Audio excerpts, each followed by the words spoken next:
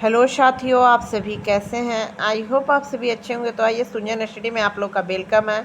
आज मैं आप लोगों के लिए ब्रीफ में पूरा मोहनजोदड़ो का इतिहास लेकर आई हूँ। तो आइए ज़्यादा लेट ना करते हुए अपने क्लास को स्टार्ट करते हैं।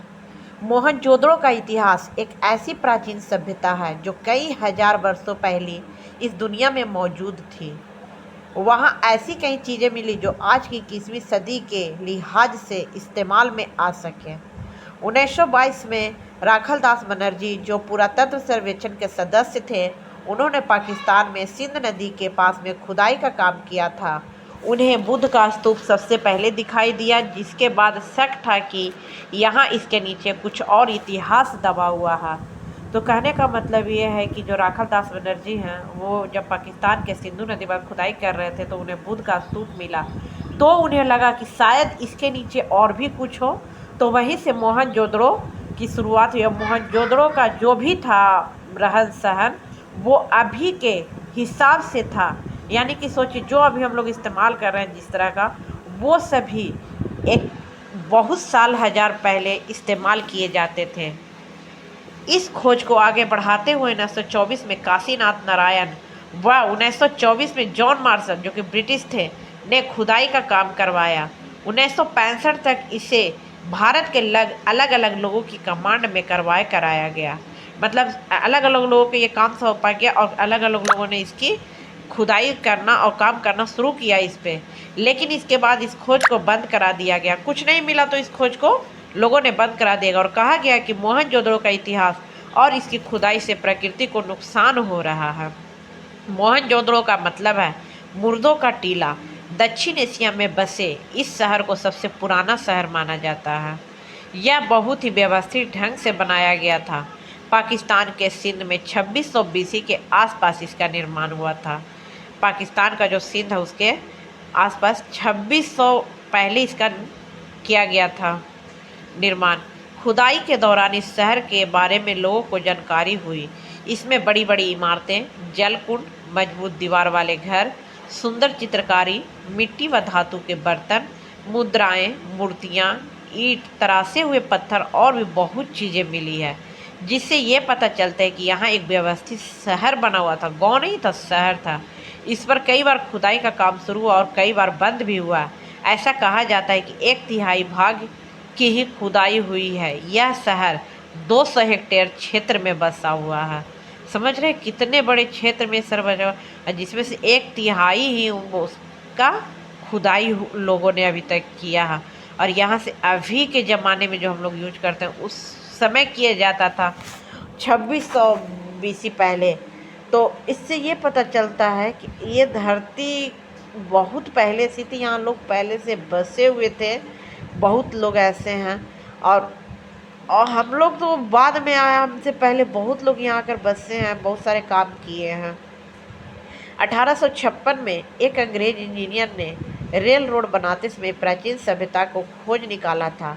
रेलवे ट्रैक बनाने के लिए यह इंजीनियर पत्थरों की तलाश कर रहा था, जिससे वो गिट्टी बना सके। पत्थर से गिट्टी बनता है, तो उसी के लिए उन लोग तलाश कर रहे थे पत्थर की। यहाँ उन्हें बहुत मजबूत और पुरानी ईंटें मिली, जो बिल्कुल आज की ईंट की तरह बनी हुई थी। वहाँ के एक आदमी ने बताया कि सबके घर इन्हीं ईंटों से बने हैं जो उन्हें खुदाई में मिलते हैं। तब इंजीनियर समझ गया कि यह जगह किसी प्राचीन शहर से जुड़ी है। इस इंजीनियर को सबसे पहले सिंधु नदी के पास बसे सबसे पुरानी सभ्यता के बारे में पता चला था। इस इंजीनियर को पता चला था सबसे पहले। खोज से पता चला था कि यहाँ के लोग गणित का भी ज्ञान रखते थे। सोचिए, उन्हें जोड़, घटाना, मापना सब आता था। जो ईंट उस समय अलग अलग शहर में उपयोग की गई थी, वे सब एक ही वजन व साइज के थे। यानी उसमें वजन का साइज का फर्क नहीं था। पुरातत्ववेदाताओं के अनुसार सिंधु घाटी के सभ्यता के लोग गाने बजाने, खेलने कूदने के भी शौकीन थे। उन्होंने कुछ म्यूजिक इंस्ट्रूमेंट, खिलौने भी खोज निकाले थे। वे लोग साफ सफाई पर ध्यान देते थे। मतलब पुरातत्ववेत्ताओं को कंघी, साबुन व दवाइयाँ भी मिली थी। मतलब कंघी, साबुन व दवाइयाँ, सोचिए कितने उन लोग जानकार थे और कितने चीज़ यूज करते थे शहर के जैसे। उन्होंने कंकालों के दांत का निरीक्षण भी किया था, जिससे पता चला कि उनके नकली दांत भी लगे हुए होते थे। वाह! अभी लोग नकली दांत लगाते, उस समय भी नकली दांत लगाते थे। खोजकर्ता ने बहुत से धातुएं के गहने व सूती कपड़े भी खोज निकाले थे। यह गहने आज भी बहुत से संग्रहालय में रखे हुए हैं। इसके अलावा बहुत सी चित्रकारी, मूर्तियाँ, सिक्के, दिए, बर्तन, औजार भी मिले, जिन्हें देश विदेश के संग्रहालय में रखा गया है। जो भी सामान मिले खुदाई में वो सभी को संग्रहालय में रख दिया गया है, जिससे कि लोग देखें कि पहले के लोग क्या यूज करते थे, कैसे यूज करते थे। सूती कपड़े तक यूज करते थे, गहने भी यूज करते, जो आज हम लोग गहने, सूती कपड़े सभी चीज़ें यूज कर रहे हैं। मूर्ति, सिक्के, चित्रकारी, पेंटिंग, सब चीज़ें। खोज में पता चला था कि ये लोग खेती भी किया करते थे। काले पड़ गए गेहूं को आज भी संभाल कर रखा गया है। कुछ लिखे हुए कागज भी मिले हैं, जिससे सिद्ध होता है कि इनको पढ़ना लिखना भी आता था। कहते हैं यह लोग सोने चांदी के गहने भी पहनते थे, लेकिन ये सब का पता नहीं है क्योंकि ये चोरी हो गए हैं। सिंधु घाटी सभ्यता आज की तरह ही विकसित थी। उस दौरान लोग यात्रा के लिए यातायात साधन जैसे भैंस गाड़ी, बैलगाड़ी आदि का इस्तेमाल किया करते थे। अब आइए मोहनजोदड़ो के इतिहास में विनाश का कारण क्या हुआ था। खोजकर्ताओं और वैज्ञानिकों के मुताबिक इनके विनाश के कारण प्राकृतिक आपदा और जलवायु में बदलाव के कारण मानते हैं। वैज्ञानिकों के अनुसार सिंधु नदी में आई बाढ़ की वजह से यह तबाह हो गया था, तो कई लोग इसके विनाश का कारण भयंकर भूकंप बताते हैं। इसके अलावा कुछ वैज्ञानिक खोज में मिले नर कंकालों के आधार पर इसके विनाश का कारण किसी बड़े विस्फोट को भी मानते हैं। हर एक खोजकर्ता, हर एक वैज्ञानिक का अलग अलग इसमें मान्य है कि किस कारण हुआ, लेकिन कोई एक कारण किन्हीं को अभी मालूम नहीं है, लेकिन दिया हुआ तो हम आपको पढ़ा रहे हैं। जिसकी वजह से सिंधु घाटी सभ्यता एक महाविकसित मोहनजोदड़ो नगर का विनाश हो गया। कहते हैं इसी भूचाल के चलते मोहनजोदड़ो दब गया और भूकंप के बाद हिमालय पर्वत बन गया। कुछ खोज में पता चलता है कि उस समय वहां रहने वाले के दुश्मन भी हुआ करते थे। कुछ हमलावरों ने वहां हमला कर पूरे शहर को भी नष्ट कर दिया था।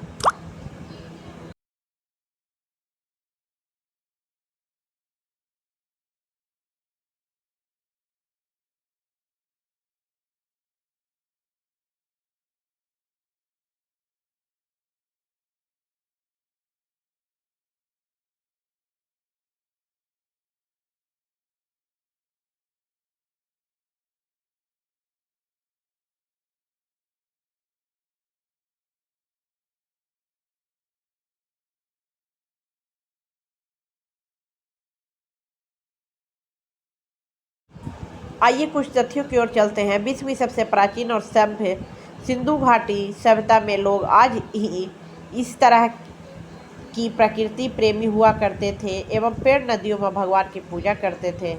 इसके कुछ प्रमाण खुदाई के दौरान प्राप्त हुए हैं। शिव पूजा, सूर्य आराधना एवं स्वास्तिक चिन्ह के भी कई प्रमाण मिले हैं। सिंधु घाटी सभ्यता के लोग मछली पकड़ते थे, जंगली जानवरों का शिकार करते थे एवं व्यापार भी करते थे। सोचिए कि यहाँ के लोग पूजा पाठ, स्वास्तिक चिन्ह के प्रमाण भी मिले हैं, मतलब पूजा पाठ में पूरे लीन भी रहते थे। पूजा पाठ अभी के लोग जैसे करते हैं उस तरह।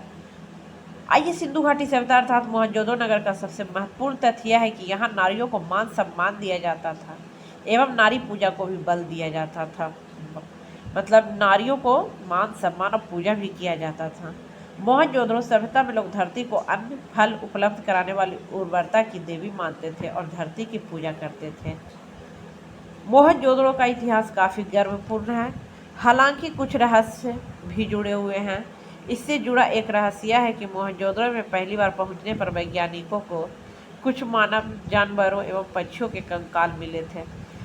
इतना सोच लीजिए कि जो भी सिंधु सभ्यता थी, हड़प्पा सभ्यता थी, वो अभी से रिलेटेड इसी तरह का कोई एक समय था जिसमें लोग यहाँ बसते थे इस धरती पर, जो दब चुका है किसी कारणवश। तो आपको ये वीडियो कैसा लगा कमेंट बॉक्स में ज़रूर बताएं। जिन लोगों ने वीडियो को लाइक नहीं किया लाइक करें, चैनल को सब्सक्राइब नहीं किया सब्सक्राइब करें और बेल आइकन घंटी दबाना ना भूलें और इसे ज़्यादा से ज़्यादा शेयर करें। धन्यवाद।